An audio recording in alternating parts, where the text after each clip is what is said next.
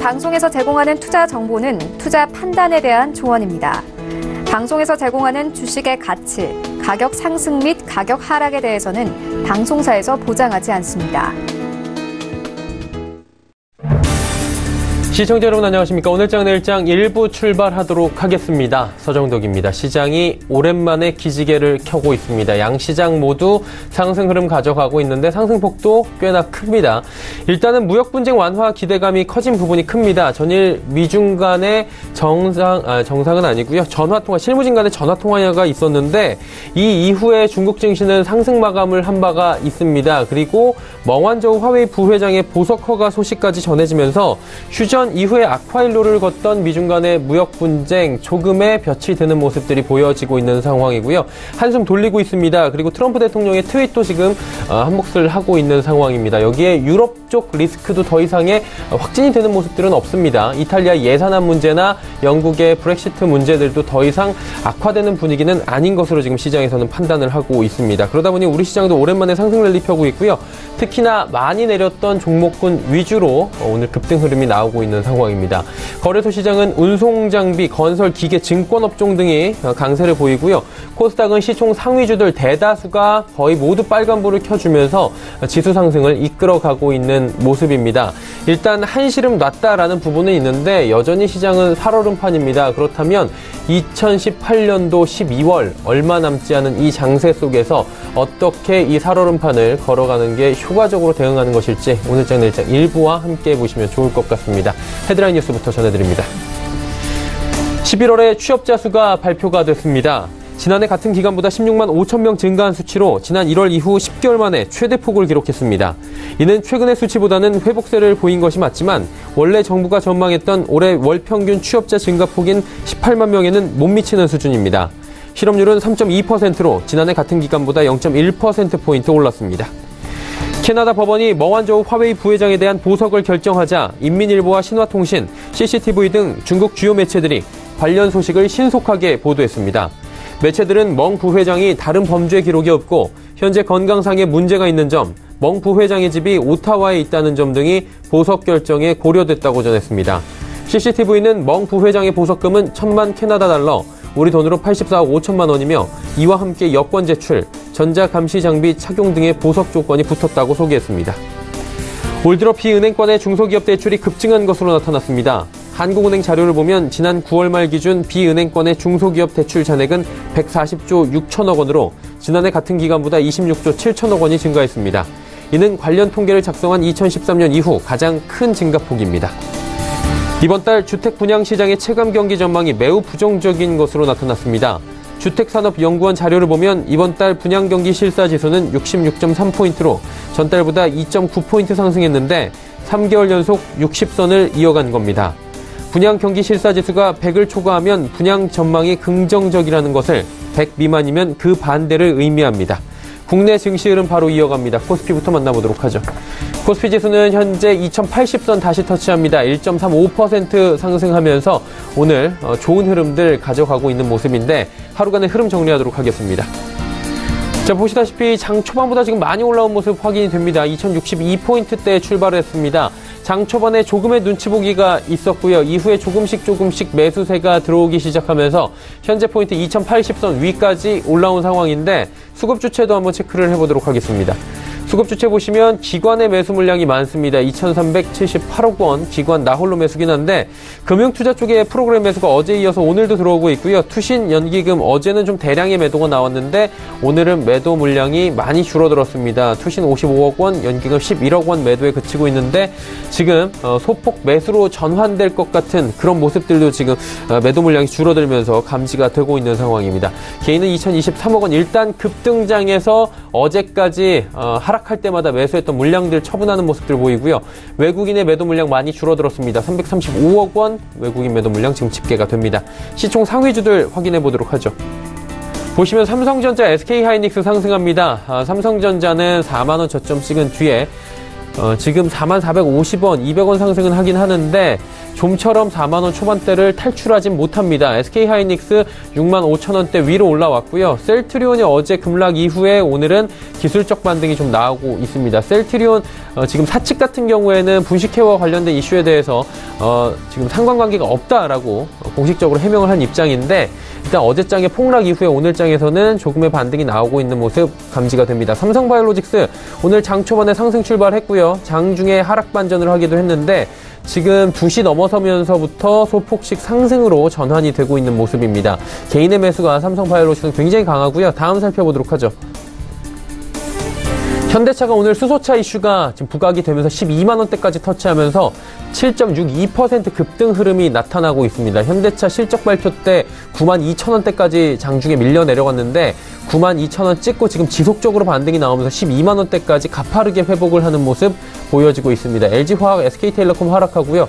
포스코 상승하지만 25만 원 지금 회복이 되지 않는 모습 확인이 됩니다. 500원만 더 오르면 25만 원 지금 포스코 눈앞에 두고 있고요. 네이버도 2,000원 상승합니다. 다음 살펴보도록 하죠. 한국전력 하락합니다. 삼성물산 보합이고요. KB금융, 신한지주, 금융주들 오늘 상승하는 가운데 SK는 0.73% 조정 나옵니다. 이번엔 코스닥 시장입니다. 코스닥 시장 상승 흐름이 더 큽니다. 어제 많이 빠졌습니다. 그리고 오늘 그대로 되돌림 나옵니다. 673포인트대까지 올라오고 있는 코스닥 시장인데 다음 살펴보도록 하죠. 하루간의 흐름 정리합니다. 역시나 마찬가지로 장 초반에 눈치 보기 장세를 잠시 보인 뒤에 수급이 양호해지면서 지금 지속적인 우상향 흐름, 강세장을 보여주고 있는 상황입니다. 다음 살펴볼까요? 자, 보시다시피 외국인이 오랜만에 매수에 들어옵니다. 632억 원 매수 들어왔고요. 강하게 들어왔습니다. 기관은 6억 원 매도하는데 금융투자 연기금은 사고요. 투신이 소폭 매도합니다. 개인은 651억 원. 양시장에서 개인은 지금 그동안에 하락할 때마다 담았던 물량들 단기 처분하는 모습들 포착이 됩니다. 다음 살펴보도록 하죠. 시총 상위주들인데 말씀드렸다시피 거의 전 종목 빨간불 켜주고 있습니다. 셀트리온 헬스케어, 신라젠, CJ ENM, 메디톡스까지 2%대의 좋은 흐름을 가져가고 포스코 캠텍도 지금 0.8% 오늘 반등에 성공합니다. 6위부터 10위 종목들 보도록 하죠. 바이로메드도 20만원 회복했고요. HLB도 8만원 부근까지 다시 올라왔습니다. 코오롱티슈진, 펄어비스도 올라오는데 스튜디오 드래곤도 오늘 하락해서 지금 보합권까지 올라오는 모습 보여집니다. 1위부터 10위 종목들 하락하는 종목이 보이지 않는 가운데 11위부터 15위 종목도 체크합니다. 셀트리온제, 오늘 셀트리온자 들어가면 그래도 반등이 나오고 있는 상황이고요. 컴투스, SK머티리얼즈, 제넥신 모두 상승하는 가운데 파라다이스 약보합권 보이는데 파라다이스도 오늘 저점 대비해서는 조금씩 시장의 흐름과 동조를 보이며 지금 보합권 수준까지 조금씩 올라오고 있는 모습 포착이 됩니다. 원달러 환율의 흐름 짚어보도록 하죠. 원달러 환율은 1128원입니다. 2원 10전 소폭 하락하면서 원화 강세가 오랜만에 펼쳐집니다. 금일본 방송에서 제공해드리는 정보는 투자 판단에 대한 조언일 뿐입니다. 해당 주식의 가치와 수익률 보장해드리지 않는다는 점 참고해 주시길 바랍니다. 자, 오늘 장의 이슈 바로 짚어보도록 하겠습니다. 펠리즈 투자앤리서치 김민수 대표 연결되어 있습니다. 대표님 나와 계십니까? 네, 안녕하십니까? 예, 안녕하십니까? 오늘 오랜만에 시장 좋은 흐름 보여주고 있는데 전자결제 관련주 강세 기조도 지금 포착이 되고 있다. 시장에서 이런 기사들이 나오더라고요. 어떤 내용인지 좀 들어볼까요? 네, 오랜만에 어제부터 전자결제 관련된 종목들이 강세를 이어가고 있는 상황들인데 아무래도 시장 대비해서 좀 소외되다 보니까 나오는 변화가 아닐까로 보여지고 있고요. 대표적으로 KG 이니시스 다날, NHN 한국사이버결제 같은 종목들이 강세를 보이는데 그 전부터 이제 SBI 핀테크 솔루션이라는 종목은 추세 중심으로 강화가 되기 시작하고 특히 수익성에 대해서 많이 얘기가 되는 흐름들로 보여졌었고요. 최근에 다날 같은 경우는 무상증자를 한다라는 소식들이 또 한번 주가에 좀 영향을 끼쳤는데 이런 전반적인 흐름으로 봤을 때 역시나 카드사 관련된 종목들의 흐름들처럼 정부의 여러 가지 어떤 수수료 인하 관련된 부분들이 좀 부담이 되지 않느냐 그런 쪽에서 많이 위축이 됐다가 그래도 상대적으로 지금 실적 견조하다라는 부분들이 부각이 되고 있고요. 게다가 연말 쇼핑 시즌이 집중되다 보니까 나오는 어떤 성수기 관점들, 특히 직구 같은 시즌이죠. 그런 상황 쪽에서의 매출 확대도 이어지고 있다는 관점과 함께 또 하나 눈여겨볼 부분들이 10월 달까지 어떤 누적 매출 기준으로 봤을 때 무점포 소매라고 하는 온라인 쪽에 대한 매출은 유통업체 다른 흐름들과 다르게 한 15% 이상 성장을 했습니다. 그렇다고 하게 되면 전자결제주도 그를 통해서 결제가 일어난다는 흐름을 봤을 때 아무래도 기대감이 높다고 봐야 될 것 같고요. 또 하나 이제 정부의 핀테크 산업 관련된 육성 의지도 하나의 중기적인 방향성을 가져가지 않나라는 쪽으로 보여지고 있는데 그런 흐름이라고 하게 되면 아무래도 실적 대비해서 그렇게 크게 부각을 못 받았던 업체 중심으로는 관심이 필요하다는 관점 쪽에서 무엇보다 KG 이니시스가 주목을 하고 있는 상황들이고요. 3분기 누적 매출이 7천억대 그리고 영업이익이 584억까지 보여졌는데 작년 한 해 매출을 3분기까지 누적으로 다 커버했다라고 하게 되면 4분기는 덤이란 얘기고요. 그런 관점 쪽에서 올해 실적에 대한 성장세와 기대감은 높다는 관점 쪽에서 주가는 이를 반영하지 못했다는 측면 쪽에서 조금 더 눈여겨볼 필요가 있지 않을까 생각되고 있습니다. 그리고 요즘에 선전하고 있는 방어주가 편의점주다 뭐 이런 얘기들이 올라오는데 예전에 대표님께서 편의점주 바닥대 추천을 해주신 게 기억이 납니다. 편의점주 어떻게 보는 게 좋을까요? 네, 감사합니다. 기억해 주셔서 감사드리고요. 일단 지금 흐름으로 보게 되면은 편의점주 관련돼서는 아무래도 어떤 지난 여러 가지 악재들을 다 몸에 안고 그래도 정점은 지났다라고 보여지고 있는 상황들인데 뭐 경쟁 심화라든가 최저임금 상승 이런 쪽은 주가에 어느 정도 반영되고 지금의 변화는 아무래도 비수기임에도 불구하고 양호하다라는 쪽에 무게를 두고 있는데 앞서 말씀드렸던 유통업 관련된 어떤 10월 말 6일 기준으로 흐름을 보게 되면 편의점은 올해도 10% 이상 성장을 하고 있습니다. 그런 상황 속에서 편의점이 생각보다 어렵다는 관점이다 보니까 출점은 감소를 했고요. 그러다 보니까 편의점 점포당 매출이 증가하는 추세가 나가기 시작하고 또 하나 이제 구매 단가와 건수가 증가하는 모습들을 보이면서 이런 부분들이 아무래도 편의점의 수익성을 개선시킨다는 관점 쪽에서는 좀 더 긍정적인 흐름이라고 봐야 될 것 같고요. 특히 이제 과거 대비해서 성장세는 감소세가 이어진다람에도 불구하고 여전히 과거 같은 성장은 아니어도 꾸준히 성장한다라는 쪽은 무게가 실린다는 관점이다 보니까 재조명이 이루어지지 않나라는 생각이고요. 따라서 이제 대표적으로 BGF 리테일 같은 경우는 계속 관심이 필요하다는 쪽으로 봐야 될 것 같은데 물론 시장 점유율 차원도 있겠지만은 실적 자체가 내년도 매출이 6조 원대가 넘으면서 올해 대비 한 5%대 성장세 그리고 영업이익도 2,100억대로 10% 가까운 성장세를 보일 것이다라는 흐름이라고 하게 되면 그래도 시장의 여러 가지 불확실성 대비해서는 눈여겨볼 필요가 있는 섹터다라는 관점 쪽에서 말씀을 드리도록 하겠습니다. 네, 편의점주에 대해서 여전히 유효한 관점을 말씀을 해주셨습니다. 오늘 말씀은 여기까지 듣겠습니다. 고맙습니다. 네, 감사합니다. 헬리즈 투자의 리서치 김민수 대표와 함께했고요. 이슈 칼럼 바로 이어집니다.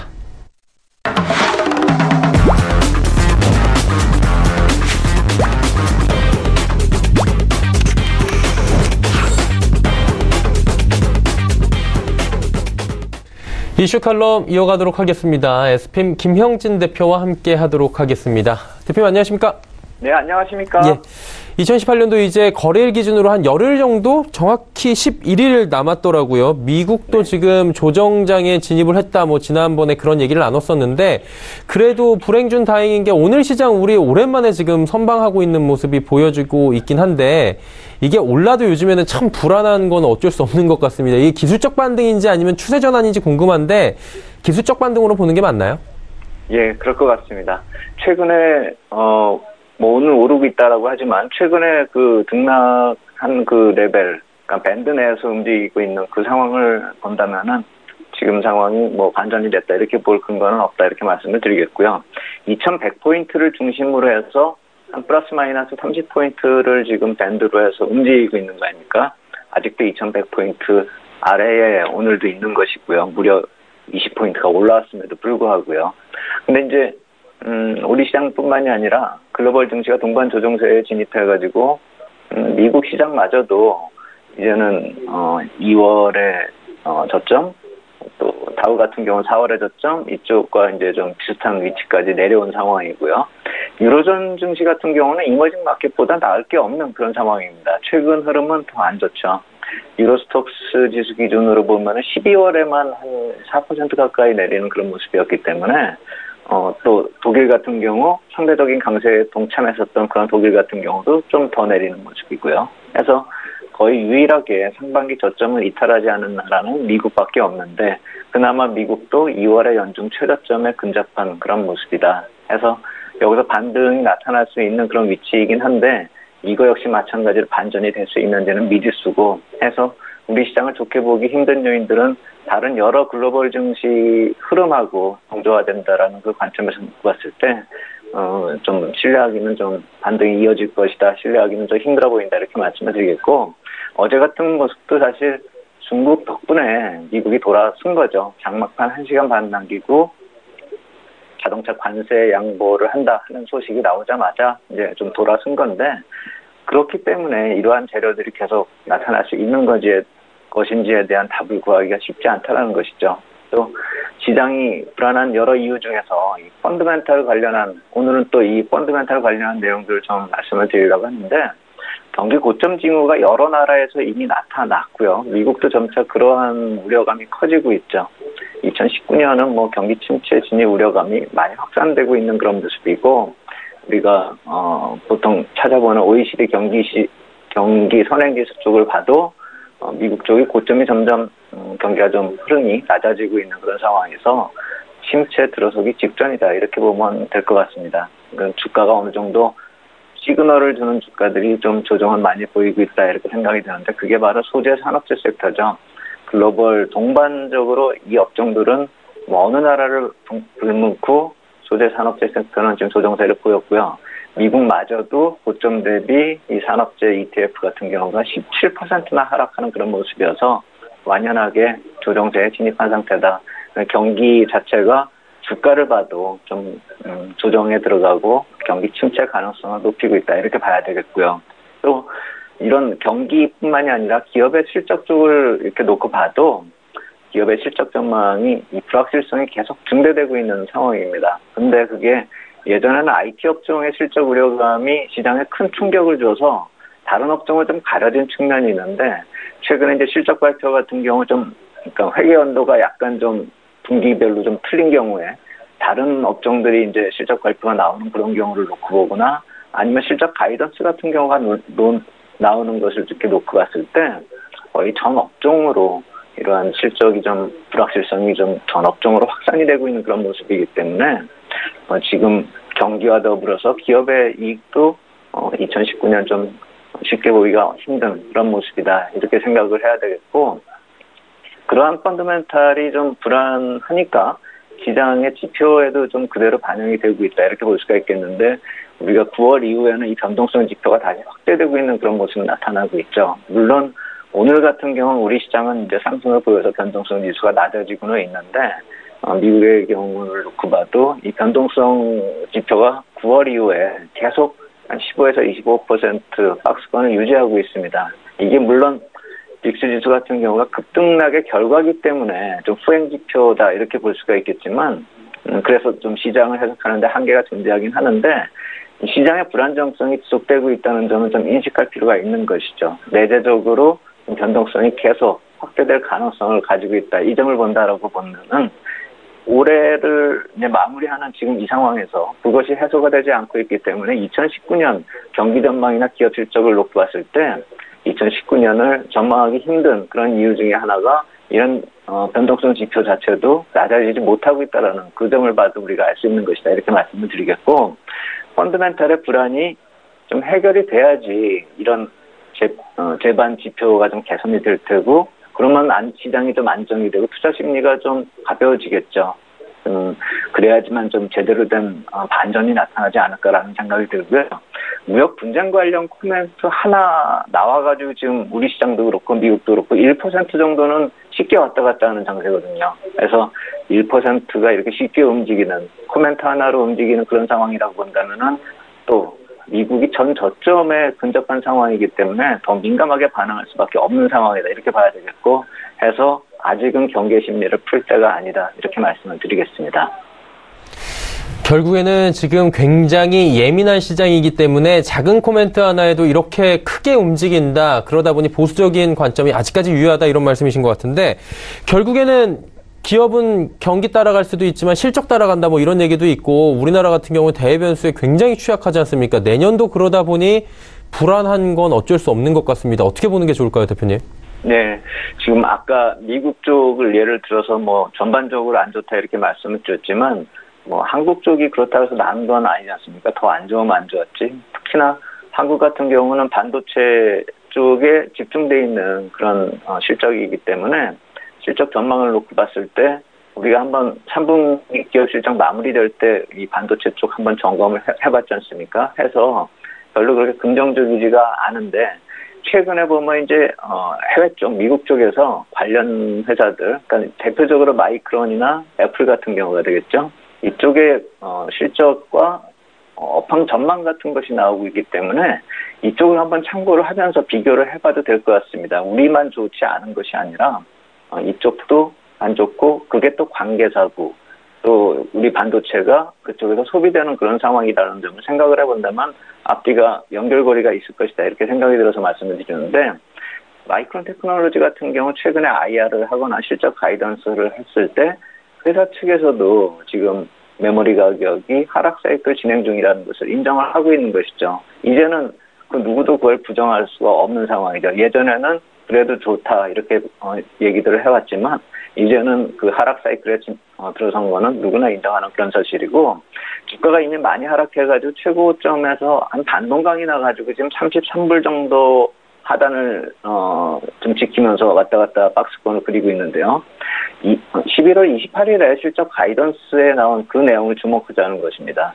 매출은 하향되고 EPS는 상향 조정하는 그런 모습이었습니다. 결국 EPS 증가 같은 경우는 비용 통제, 경영 능력의 하나 관련된 사항이다 이렇게 봐야 될 것이고 업황을 반영하는 그 매출 같은 경우가 바로 하향되고 있다는 점, 이 점이 시장의 불안감으로 계속 지속이 되고 있다라는 연결이 된다라는 점을 우리가 빼놓으면 안 될 것 같습니다. 특히나 다음 주 18일 그러니까 화요일에 실적 발표가 예정되어 있기 때문에 한번 마이크론에서 나오는 실적하고 또 그때 나오는 가이던스 같은 거를 좀 우리가 주목할 필요가 있다.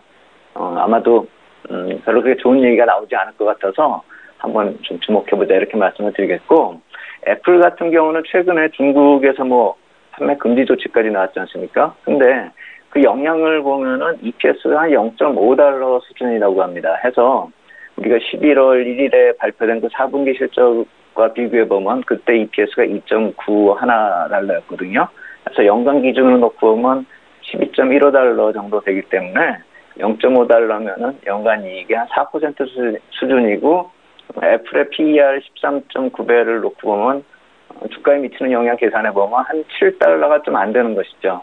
그래서 올해 고점 233불에서 지금 163불, 무려 70불이 내린 그런 모습이고 12월에만 9%나 하락이 나타났기 때문에 이런 중국발 악재 같은 경우는 이미 기반영이 됐다 해가지고 제 생각에는 중국발 악재보다는 애플 같은 경우도 이 성장성 자체에 대한 그런 부정적 전망하고 더불어서 신형 모델에 대해서 반응이 예전만 못하다 하는 그런 얘기 그리고 판매 전망은 계속 하향되고 있다는 점 이렇게 IT 제품들이 계속 좀 안 좋은 방향 쪽으로 가게 되면은 결국 이 모바일에 들어가는 반도체하고 바로 연결된다는 그 얘기를 말씀을 드린 것입니다. 그래서 실적에서 이 서비스 사업의 비중이 확대되는 것이 사실 아이폰이 덜 팔리고 있다는 거에 반증이죠. 그래서 중국 악재 아까 말씀을 드렸지만 중국 악재 때문에 주가가 폭락한다 이렇게 보는 것보다 외형 성장의 한계가 노출됐다 이렇게 보는 것이 맞겠다 이렇게 말씀을 드리겠고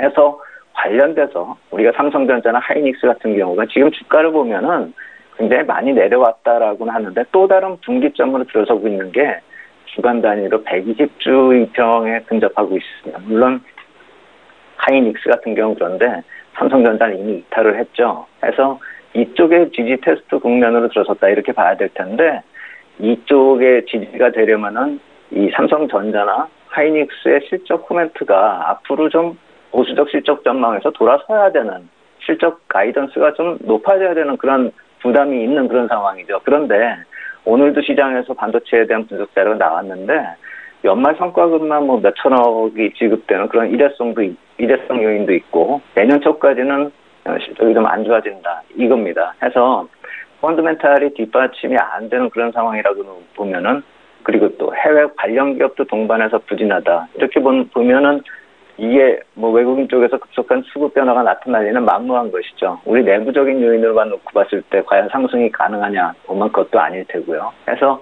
주가가 중요한 기로점에 들어서긴 섰는데 아직도 구조적인 변화 요인은 좀 기다려야 되는, 그리고 불안감은 존재하고 있기 때문에 시장 전체적으로 상황을 긍정적으로 보기에는 좀 무리가 있겠다, 이렇게 말씀을 드리겠습니다.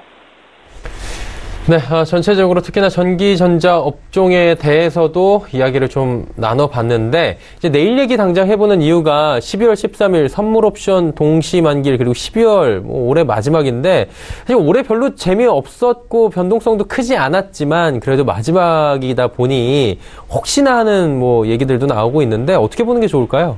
네, 내일 같은 경우 이제 투자 주체별로 이 누적 포지션 구멍은 하방으로 크게 밀어낼 만한 그런 요인은 찾기가 힘들고, 12월 쪽의 이 만기일은 항상 이 배당하고 관련되어서 그나마 다른 만기일보다는 좀 부담이 덜할 수가 있다라는 점을 생각을 해봐야 됩니다. 그러니까 차익거래 매물이 쏟아지는 그런 경우라 하더라도 어느 정도 비차익으로 매수가 들어올 가능성이 있고요. 또 차익거래 매물을 차라리 다음 만기 때 내놓는 그런 경우가 있고, 배당을 그냥 노리고 한 해는 그냥 넘어가는 그런 경우가 있기 때문에 12월 만기일은 약간 좀 그나마 좀 다른 때보다는 상대적으로 좀 가벼울 것이다, 이렇게 생각할 필요가 있고, 물론 이게 맞는지 틀리는지는 내일 베이시스하고 4월물 스프레드 추이를 살펴보면서 말씀드린 내용하고 어느 정도 괴리가 생기는지 점검을 할 필요가 있다, 이 말씀을 드리겠고요. 미국이 아까 말씀드렸듯이 급등락이 나타나는 게 예외가 아닌 상황이고요. 이머징 마켓에서 상대적 강세가 나타나고는 있지만 그것이 계속 지속이 되려고 하면은 미국 시장의 전 저점, 아까 말씀드린 2월의 저점은 지켜져야 될 것입니다. 해서 S&P 기준으로 2620포인트 레벨이 주목이 되고 있는 게 미국 시장에서도 나오는 얘기거든요.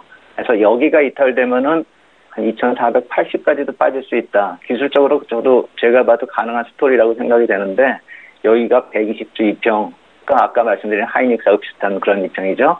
그러니까 여러 가지로 공통적으로 겹치는 게 있는 그런 지금 상황이다, 이렇게 말씀을 드리겠고, 그렇기 때문에 여기가 계속 지켜지는 전제 하에서 우리가 좀 버틸 수 있다라는 점으로 인식을 하시는 게 나을 것 같습니다. 여기가 깨진다면 우리 시장도 상당히 어려울 수가 있다라는 점을 생각을 해야 되기 때문에, 그리고 또 내년 초 경기 흐름하고 반도체 업황의 이 턴어라운드가 쉽지 않을 것이라는 점을 본다면 보수적인 그런 시각이 필요한데, 주가가 선행하기 때문에 이 11월, 12월에 저점이 형성이 될 것이다라는 분석도 있는 것을 알고 있습니다. 그런데 제가 말씀드리고 싶은 것은, 그러려면은 실적 가이던스가 지금처럼 이익이 하향되는 그런 추세가 아니라 이익이 개선되는 추세로 긍정적인 변화가 될 때, 그때 시장에 참여하는 것이 옳을 것이다 해서 아직까지는 보수적으로 박스권 트레이딩에 좀 집중할 필요가 있겠다, 이렇게 말씀드리겠습니다.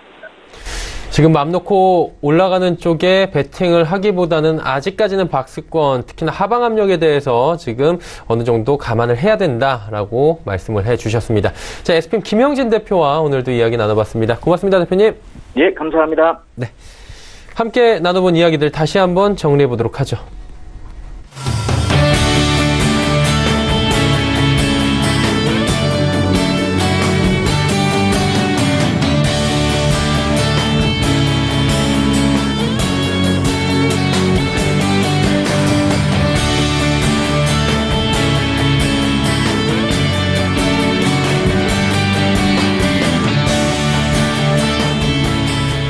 오늘장 내일장 1부 함께 하셨습니다. 잠시 뒤 2부 예고해드립니다. 오늘 2부에서는 두 분의 전문가와 함께하는 레벨업 트레이딩 타임 시간이 준비가 돼 있습니다. 다양한 종목 추천해드리고요. 종목 상담까지 함께 이어가는 시간이니까요. 2부도 함께 해주시길 바랍니다. 고맙습니다.